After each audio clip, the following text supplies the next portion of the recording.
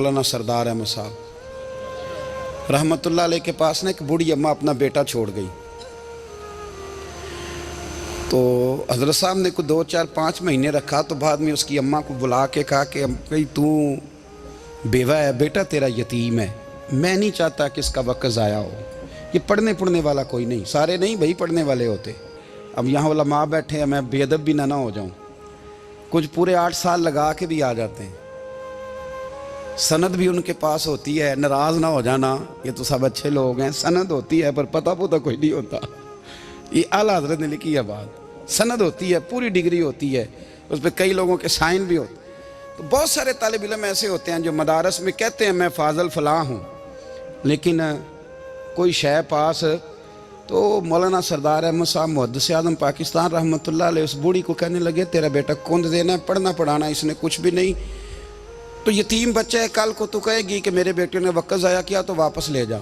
बूढ़ी अम्मा रोने लग गई, कहने लगी मैं पढ़ाने तो नहीं लाई थी, मैं तो आपको रब का वली समझती हूँ, मैं तो नौकरी कराने लाई थी। नौकरी हज़रत अनस बिन मालिक कहते हैं मेरी अम्मा भी हुजूर की बारगाह में दे गई थी। तो हुजूर की बारगाह में ये नहीं कहा था कि या रसूलल्लाह पढ़ा दें, हाँ मैं जिम्मेदारी से बात कर रहा हूँ। ये नहीं कहा था हुजूर मुजाहिद बना दें, ये थोड़ी कहा था कि या रसूलल्लाह सल्लल्लाहु तआला अलैहि वसल्लम से मुफस्सिर मुहद्दिस मुहक्किक मुफ्ती बना दें। हज़रत अनस की अम्मा कह गई थी सोनिया जब तक ये रहेगा ना आपकी नौकरी करेगा, ये घर के काम काज करेगा, ड्यूटी करेगा, हुजूर ये आपकी नौकरी करेगा। तो मेरे महबूब ने फिर दुआ कर दी, अल्लाह इसे बरकत अता फरमा। तुम समझता है खिदमत वाला खाली रह जाता है? जितना जायका खिदमत वाले को मिलता है, जो उसके नसीब में आता है, वो किसी का नसीब कहाँ भाई। हजरत अनस कहते हैं हुजूर ने दुआ कर दी, बरकत की। मुझे तो खेती बाड़ी आती भी नहीं थी, पर लोगों के बाग में साल में 1 दफ़ा फल लगता था, मेरे बाग में 2 दफ़ा लगता था। हुजूर ने दुआ कर दी अल्लाह इसे औलाद दे। फरमाते हैं मेरे बेटे, मेरे पोते, मेरे नवासे, मेरी बेटियां, फरमाते हैं मैं जिंदा हूं और मेरी 100 औलादें मौजूद हैं। परेशान हो गया 100 सुन के बच्चे 2 ही अच्छे, 100 औलादें मेरी मौजूद हैं। हजरत अनस बिन मौलाना सरदार अहमद साहब के पास ना छोड़ गई बच्चा, कहने लगी हजरत जी मैं को पढ़ाने के लिए थोड़ा छोड़ गई हूँ, मैं तो इसलिए छोड़ के गई हूँ कि आप मेहरबानी करें, खिदमत कराएं। तो हजरत जी कहने लगे कोई ऐसा काम ही नहीं, खिदमत वाला क्या कराऊं। कहने लगी पट्ठे पवा लिया करो जी। हूँ लड़ पेंदे ने, कहने ने बच्चे काम करते हैं मदरसे का। हालांकि अब कहाँ बच्चे काम करते हैं, अब तो गुजर गया दौर, अब तो बच्चे काम कराते हैं। अब बच्चे भी नाराज़ हो रहे हैं, घूर घूर के देख रहे हैं। सही कह रहा हूँ आपको, बच्चे काम कराते हैं, बच्चे कहाँ काम करते हैं। कहने लगी ये चारा डाले करेगा आपकी भैंसों को। तो हजरत ने उसको कहा कि बीबी चारा मेरी भैंसों को डालने के लिए मैंने बंदा रखा हुआ है, तो तू जा ले जा। कहने लगी हाथ बांध के हुजूर मेहरबानी करें रख ले, चारा डालेगा। और पुत्र तवज्जो से चारा डालना हजरत की भैंसों को। रोने लगी, हजरत ने रख लिया, महीने का खर्चा भी देते। शाम को ना वो सारा दिन काम करता, शाम को आके पैरों में भी बैठ जाता, हजरत जी लाएं तेल थोड़ा सा, पैर ना दबा दूं। 8 साल साथ वाले पढ़ते रहे, ये बेचारा नौकरी करता रहा, मेरा रूप भी नहीं तो मेरा रंग भी नहीं, और मैनू यार मनान दा टंग भी नहीं। कभी कभी ना हज़रत बिलाल हबशी फारग होते ना तो नबी पाक की बारगाह में अर्ज़ करते हुजूर कोई काम तो नहीं, सारे हो गए, हुजूर जाऊँ ज़रा, चले जाते। एक दिन सलमान फ़ारसी कहने लगे या रसूलल्लाह ये बिलाल कहाँ जाता है। फरमाया जा देख के तो आ। हज़रत सलमान वापस आए तो आके रोने लगे, कहने लगे सोनिया जब यहाँ से जाता है ना तो जाके सैयदा फ़ातिमा की चक्की पीसनी शुरू कर देता, बीबी साहबा के काम करने लगता है, घर में जाके असनैन की ड्यूटी करता है, वहाँ भी काम यहाँ भी काम। वो चारा डालता रहा, उसने चारा डाला। हज़रत मुहद्दिस आज़म की भैंसों को दस्तार फजीलत का वक्त आ गया, सारे पगड़ियाँ सजा के आ गए, आज दस्तार होगी। ये ना पीछे होके बैठ गया, चूँकि पढ़ा ही नहीं था तो दस्तार का है कि दस्तार तो उसकी जो पढ़ेगा, हमने तो पढ़ा ही नहीं, हमने तो यार पढ़ा, घर पढ़ा, ड्यूटी करी। हज़रत मुहद्दिस आज़म रहमतुल्लाह अलैह के यहाँ जब ऐलान होने लगा ना कि अब दस्तार होगी, तो हज़रत ने पहला ऐलान उसका फरमाया। तो मजां वाला बंदा कपड़े भी कदी कदी बदलता है ना, वो कहता है जिस हाल में भी था मैं पलट के देखने लगा कि पढ़ा पढ़ाया तो है, कोई शय नहीं। तो ये माजरा क्या है, पीछे से उठ के आए تو کہتے ہیں باقیوں کی دستار کسی عالم نے کی، کسی صوفی نے کی، لیکن یہ بھینسوں کو چارہ ڈالنے والا جب آیا تو محدث اعظم نے فرمایا پگڑی کے بال کو کوئی ہاتھ نہ لگائے، یہ ساری دستار میں نے کرنی ہے۔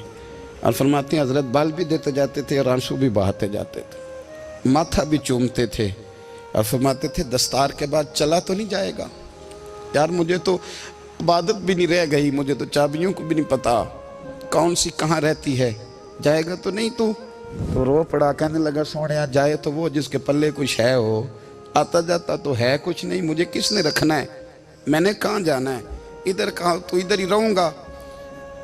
وہ اس طالب علم کے سارے استاد بھائی کہتے ہیں اس نے دستار کرائی، پڑھا پڑھایا کچھ نہیں، پر جو مسئلہ اڑ جاتا تھا نا، وہ جو اڑ جاتا تھا نا، وہ جا کے اس سے پوچھتے تھے تو کتابیں کھولنے کی ضرورت نہیں پڑتی تھی۔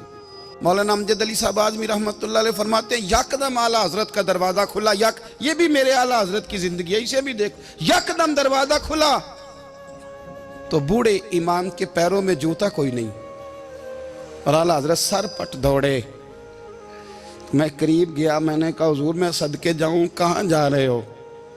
کہنے لگے کسی نے بتایا میرا مرشد کا بیٹا ریلوے اسٹیشن سے گزرنے والا ہے، امجد علی دیر نہ کر یار، کہیں شہزادہ ناراض نہ ہو جائے، میرے مرشد کا بیٹا، میرے شیخ کا پوتا، یار ذرا جلدی کر۔ کہتے ہیں اعلیٰ حضرت دوڑے ریلوے اسٹیشن پہ، انہیں اگر فتوے لکھنے آتے تھے کل کے رضا ہے خنجر خونخوار برق بار، تو وہ یہ بھی کہا کرتے تھے کیسے آقاؤں کا بندہ ہوں رضا، بول بالے میری سرکاروں کے۔ دوڑے گئے ریلوے اسٹیشن پہ، اور بوڑھے شیخ صدر الشریعہ کہتے ہیں میں نے کہا حضور میں نہ چلا جاؤں؟ کہنے لگے نا پتر، میں نے بڑا نمک کھایا اس گھر کا، میں نے بڑی نوکری کری ہے، میری اپنی ڈیوٹی ہے، تمہاری تو نہیں نا۔ میرے شیخ فرماتے ریلوے اسٹیشن پہ حضرت کھڑے ہیں تو ایک مسافر اترتا، اس کے قریب جاتے ادب سے سلام لیتے تو کہتے ماریرا شریف سے تو نہیں کوئی آیا؟ کہتے ہیں وہ مسافر گزر جاتا، دوسرا آتا تو پھر قریب جاتے، کہتے وہ اس کے آستانے سے تو نہیں آئے، ادھر سے تو نہیں کوئی آیا۔ کہتے سارے گزر گئے، جن مسافروں نے اترنا تھا اتر گئے، ٹرین چل پڑی۔ تو میں نے کہا حضور کسی نے آپ کو غلط اطلاع دی تھی، شہزادے تو آئے نہیں۔ کہنے لگے یار اطلاع غلط تھی یا ٹھیک تھی، پر یہاں تک آنے کا مزہ بڑا ہے۔ آپ سمجھ سکتے ہیں اعلیٰ حضرت کے دو بیٹے ہیں، حجت الاسلام مولانا حامد رضا خان صاحب اور مفتی اعظم عالم اسلام، دونوں شہزادے اتنے بڑے شہزادے تھے کہ دونوں اپنے اپنے وقت کے سب سے بڑے مفتی ہوئے۔ یہ بھی تو میرے اعلیٰ حضرت ہیں نا، اس کو بھی تو ذرا سمجھو نا، خشکی اور پھر خشکی اور پھر خشکی۔ ایک دن پیر صاحب نے کہا، نوری میاں صاحب، کہ احمد رضا یار وہ بھینسیں رکھی ہوئی ہیں تو ان کو نا گیدڑ آ کے تنگ کرتے ہیں، تو دو کتے مل جائیں نا کبھی تو چلو رات کو پہرے داری کریں گے، دو کتے مل جائیں۔ میں اکثر سوچتا ہوں کہ اعلیٰ حضرت تو عالم تھے، ان کا کتوں سے کیا لینا دینا؟ حضرت جی آپ نے کتوں کی بات کرنی تھی تو کسی دنیا دار سے کرتے، دو کتے مل جائیں تو ذرا جانوروں کی دیکھ بھال کریں گے۔ فرمایا حضور سویرے ہی آ جائیں گے۔ بھئی آپ کا تو یہ شوگر لی نہیں تو آپ کہاں سے لائیں گے؟ دن چڑھا تو دونوں بیٹوں کے گلے میں رسیاں ڈالی۔ اعلیٰ حضرت کو صرف آپ فتوے کی روشنی میں دیکھتے ہیں، آپ کو اس شخص کے درد کا نہیں پتا، اس کے ذائقے کا نہیں پتا، وہ کس سٹیج کا آدمی ہے، سٹیٹس کیا ہے طریقت میں، شریعت میں، عشق میں۔ دونوں شہزادوں کے گلوں میں رسیاں اور پکڑا ہوا ہے۔ تو نوری میاں صاحب کہتے ہیں میں چارپے پہ بیٹھا تھا تو نیچے بٹھال دیے دونوں بچے، میں اٹھ کے کھڑا ہو گیا۔ میں نے کہا مولانا یہ کیا؟ کہنے لگے حضور ڈیوٹی بھی کریں گے اور روٹی بھی نہیں مانگیں گے۔ جنہاں تنا وچ عشق نہ رچیا، کتے او نہ تھی چنگے، مالک دے کر راکھی کر دے صابر بھوکے ننگے۔ کدھر گیا ذوق، کدھر گیا وہ درد؟ اور پھر جب باری آئی رسول اللہ کے پیار کی، جب باری آئی نبی پاک کی محبت کی، تو پھر فاضل بریلوی کا قد اگر لکھنے میں کمال ہے نا، تو محبوب کے پیار کرنے میں بھی کمال ہے۔ انہوں نے نا ساری زندگی یعنی ساری زندگی یہ کہہ کے گزار دی کہ اے عشق تیرے صدقے جلنے سے چھٹے سستے، جو آگ بجھا دے گی وہ آگ لگائی ہے۔ ایک سید صاحب تھے، مکان بن رہا تھا اعلیٰ حضرت کا، تو سامنے نا بالکل لائبریری تھی۔ تو جب مکان بن رہا ہوتا ہے تو تب سارے مستری مزدور اندر ہی ہوتے ہیں، تو سب کا آنا جانا تھا، سب لوگ آتے جاتے تھے بلا جھجک۔ تو وہ سید صاحب بھی ایک دن آ گئے، سامنے لائبریری میں ملے، پھر چلے گئے۔ کچھ دنوں کے بعد گھر مکمل ہو گیا، اب عورتیں بھی آ گئیں، تو شاہ جی کو پتہ نہیں تھا۔ وہ پرانا ہی ماحول سمجھ کے نا، مولانا ظفر الدین بہاری کہتے ہیں پرانا ہی ماحول سمجھ کے تو اندر آ گئے، اور جیسے ہی اندر داخل ہوئے سامنے گھر کی عورتیں دیکھی تو شاہ جی معذرت معذرت معذرت کرتے پریشان ہو گئے، اور پھر جب دوبارہ پلٹنے لگے تو اعلیٰ حضرت دوڑ کے گئے، ہاتھ چومے، کہنے لگے شاہ جی آپ کو تو پتہ نہیں تھا، اور آپ مہربانی کریں یہ معذرت والا لفظ واپس لیں، یہ میرے گھر کی عورتیں نہیں، یہ تو سیدوں کی باندیاں ہیں، یہ تو نوکرانیاں ہیں، تو آپ مہربانی کریں، یہ انداز آپ کا جو ہے یہ درست نہیں، آپ مہربانی فرمائیں اندر آئیں۔ اور پھر سارے خاندان کو لے کے پردے کے پیچھے کھڑا کیا اور کہنے لگے شاہ جی کو غلطی لگ گئی، انہوں نے ہم سے معذرت کی، اب ہم سارے مل کے ان سے معذرت کریں گے، اس لیے کہ یہ رسول اللہ کا خاندان۔ یار